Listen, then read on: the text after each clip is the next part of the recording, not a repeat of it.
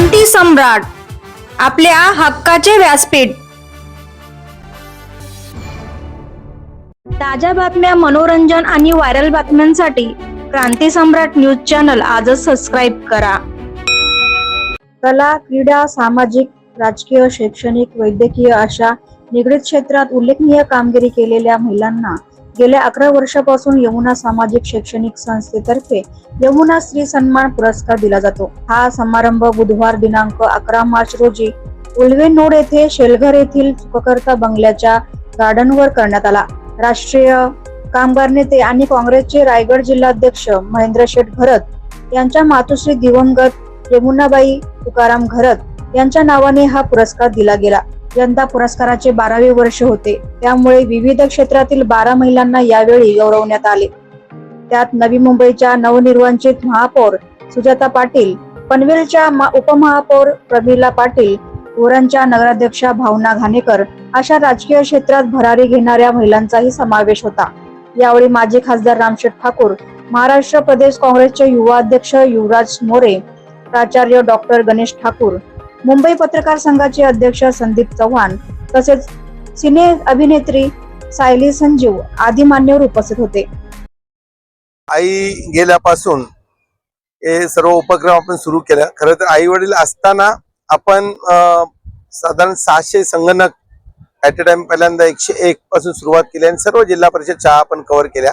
त्यानंतर प्रत्येक वर्षी एक ॲम्ब्युलन्स द्यायची रुग्णवाहिका प्रत्येक विभागात, ही सुरुवात केली। त्यावेळेला सुरुवातीपासून आपण गोरगरिबांना अन्नधान्य वाटप असेल, छत्र्यांचं वयोवृद्धांना वाटप असेल, हे उपक्रम होते। आई गेल्यानंतर मात्र आपण हे केलं का ज्या समाजामध्ये शेवटी महिला फार संघर्ष करतात, जरी कुठल्या पोस्टवर असल्या तरी चूल आणि मूल त्यांना सांभाळून सगळं करावं लागतं, पण त्या काहीतरी ऍडिशनल काम करतात, पुरुषाला काही हे करायचं नाही। आणि म्हणून त्यांनी जे काय त्यांच्या उच्च पदावर गेल्यात प्रत्येक क्षेत्रामध्ये, कलामध्ये असेल, क्रीडामध्ये असेल, राजकारणात, हे सोपं काम नाही, ते कुठेतरी जास्त महत्वाचं काम केलंय। आणि म्हणून त्यांना बोलावून त्यांचा सन्मान दरवर्षी करायचा। यावेळी 12 वर्ष होतं, मी 12 जणींचा, गेल्या वर्षी 11 वर्ष होतं 11, अशा पद्धतीने त्यांचा सन्मान आपण करतो। त्याचबरोबर या सर्व ज्या समाजातील महिला आहेत त्यांना सुद्धा वस्त्रदान म्हणून सर्वांना साड्या द्यायची एक परंपरा सुरू केली आहे। म्हणजे अन्नदान आणि वस्त्रदान व्हावं आणि लोकांनी याच्यामध्ये एकच बोध घ्यायचा आहे का सुप्रीम देव आहे, तर त्याच्यानंतर हे 2 देव आहेत आई वडील, हे सुद्धा आपल्यासाठी सुप्रीम असलं पाहिजे, बाकी काय नाही। आणि त्यांना आपण देवाप्रमाणे पूजलं पाहिजे आणि महिलांना समाजामध्ये आपण बरोबरची वागणूक दिली पाहिजे। अत्याचार अन्याय वाढलेला आहे, त्यांना फार आपण आता पूर्वीसारखं नाही, महिला सर्व क्षेत्रामध्ये फार पुढे गेल्यात। आधी एज्युकेशन, मेडिकलमध्ये 70% 80% महिला आहेत आणि म्हणून निश्चितपणे त्यांचा सन्मान करणं गरजेचं आहे, हा याच्यामधला उद्दिष्ट आहे। याच्यामध्ये तुम्हाला सांगितलंय का मी, जसं तुम्ही सांगता सकाळी तुम्ही सगळे आपल्याकडे लोक येत असतात, तर त्यांना जेव्हा मंत्र्यांकडे उपडांच्याकडे गेलो, चहा मिळत नाही, पाणी मिळत नाही, 2-2, 3-3 तास लोक वाट पाहताय। पण पहिली सिस्टीम काय केली मी, की बा आपण सर्व याच्यामध्ये पाणी आणि नाश्ता सकाळी दिला पाहिजे, तर भुकेल्याला अन्न दिलं पाहिजे।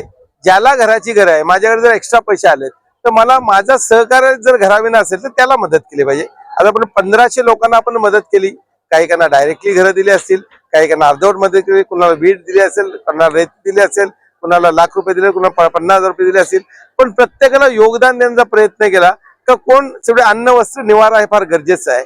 आणि आज अत्यल्प पगार आहेत, लोकांना घरं होत नाहीयेत आणि म्हणून महबूबला घर दिलं, माझ्या सर्व सहकार्यांना घर दिलं। आता पण किमान 50 कोटीपर्यंत नुसतं आपला एक एस्टिमेट जर आपण काढला सुरुवातीपासून तर एवढं झालं। बंगले दिलेत, फ्लॅट दिलेत, 1 BHK दिलेत, 2 BHK दिलेत, गावांमध्ये घरं बांधून दिलीत।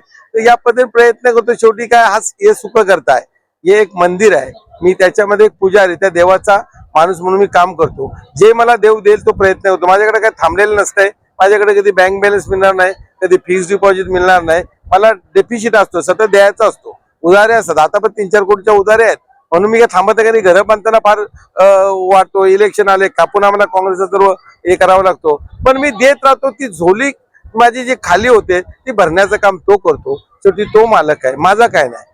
मी काय सांगितलं, खाली हात आहे, खाली हात जाणे काय, आणि हे समाज आहे, हे समाजात आपण देणं लागतो, तर मी प्रयत्न करतो कुणाला कुणा काहीतरी दिलं पाहिजे। आणि कुणाचं छप्पर झालं, कुणाचं घर झालं तर त्याच्यामध्ये गेल्यानंतर मला समाधान वाटतो। मी पुण्याला बंगलामध्ये येईल, मी मुंबईला फ्लॅट घेईल, मी कुठे दिल्लीला फ्लॅट घेईल, मी लंडनला ऑफिस मध्ये लंडनला फ्लॅट घेईल, काय उपयोग आहे? लंडनला 2 दिवस जाणार आहे, तर मी हॉटेलला राहणार, दिल्लीला 2 दिवस जातो. सगळ्यांची घरं आहेत, पुण्याला आहेत, मुंबईला आहेत, लंडनला आहेत, दिल्लीला आहेत. माझं तसं नाही, माझं एकच घर बस आहे, सुखकर्ता एक मंदिर आहे आणि एक मुलगा आहे.